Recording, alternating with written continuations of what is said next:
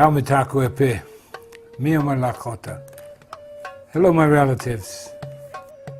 What I have to say about myself is that I've been to prison, I've been a thief, I've been a doper, a dope dealer, and I've also gone to college. I'm an accountant and a computer programmer, as well as getting my doctorate in philosophy. I've been everywhere in the strata of white society. I've even hung around with multimillionaires when there were no billionaires. I am an Indian, American Indian. I prefer American Indian to anyone born in the Western Hemisphere is a Native American. I'm an Oglala Lakota from the Pine Ridge Sioux Indian Reservation, which is still designated in the Defense Department as prisoner of war camp number 44. You see, Indian people, we don't have any rights, any constitutional protections on the reservation whatsoever. No freedom of speech, no privacy. Wow, you Americans are in the same boat. You know, the American people, for too long, have been an irresponsible, free people. And even generation to generation, as they've become less free, they don't recognize it. They have lost the ability of critical thought. In order to regain critical thought, all you have to do is read your Constitution and then look at the laws that govern you, especially from the federal perspective.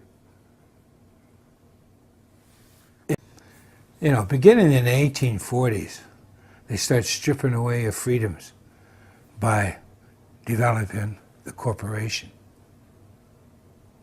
You know, a piece of paper.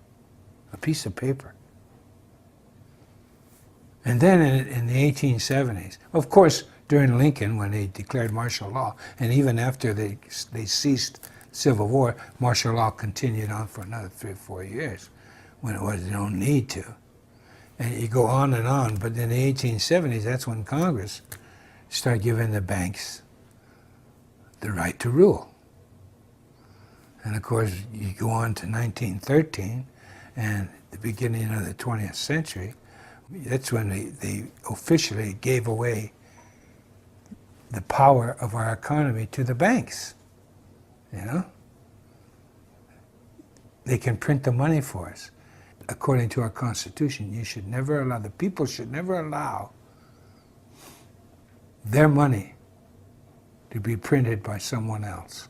Hello? So the history of the Indian and the history of the American have now come full circle and were intertwined in the dictatorial policies of those that control the monetary system of America. And they have done such a bad job of it that they're destroying themselves. It's ludicrous at best. Every sense, you know, you have no privacy, none. You have no protections anymore. Now, I could be a smart aleck and say, how does it feel? Because I know how it feels living on a reservation, prisoner of war camp. It's unconscionable to allow your freedoms to be taken away decade after decade after decade, year after year. And I'm very proud of this, by the way. My nation, the Lakota, were the first nation to militarily defeat the United States of America on the field of battle. And that resulted in the 1868 Sioux Treaty. Be that as it may, what has happened after they economically forced us into these prisoner of war camps by destroying our food supply and our right of passage in our own land, they confined us to these, and then they began practicing and perfecting their colonial tactics. What has happened is now America, because of the irresponsibility of your forebears and the irresponsibility of yourselves, you are now on one huge Indian reservation. All policies were bred and born and birthed on an Indian reservation, and then exported to the world, and now comes back on the backs of the American people. You have a near perfect document. In the words of Benjamin Franklin in 1744, to a collection of colonists discussing freedom, he said to them, and I quote, "If a nation to the north can form a near perfect union that has endured for centuries, why cannot we form a more perfect union?" Unquote. So they're talking about the Iroquois Confederacy, and that's where the Constitution comes from. Because in 1988, on the eve of the 200-year anniversary of the Constitution, it was a unanimous thank you by the Congress of the United States. They sent in writing to the Six Nations Iroquois Confederacy, thanking them for their input into the Constitution and the formation of the United States of America. So you see, the Constitution is Indian law, and that's why I love it. So consequently, you know, if we had the right, or the rights that you had, we would be richer than the Saudis if we had the right to join in a capitalist society. And we damn sure wouldn't have allowed Wall Street to use our money for derivatives, etc., etc. You know, and enough isn't enough, and they start creating financial mythology, and you allow it. That's the crime. You have no one to blame but yourself. Look in the mirror. If you can't move and protect yourselves, then guess what happens? Look around you. Look at Detroit, etc., etc.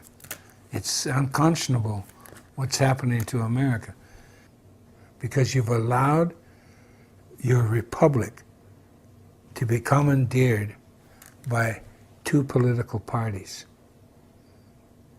whose only differences are their spending goals.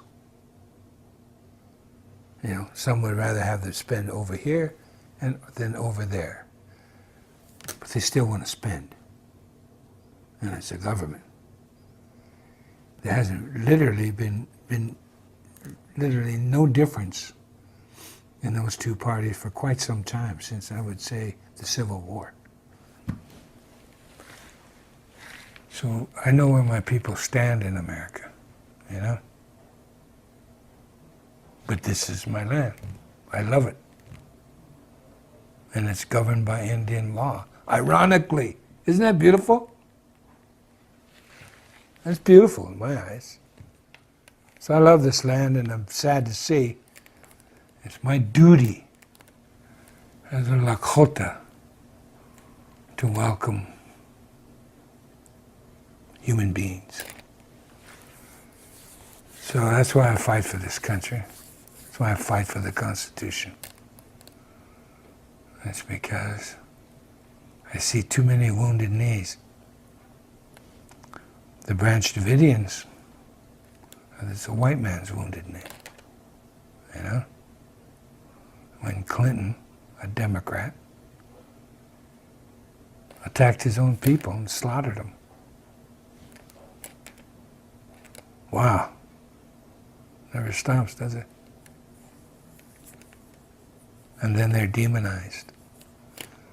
And you know what they went to prison for? Those that survived that Holocaust? Illegal possession of firearms.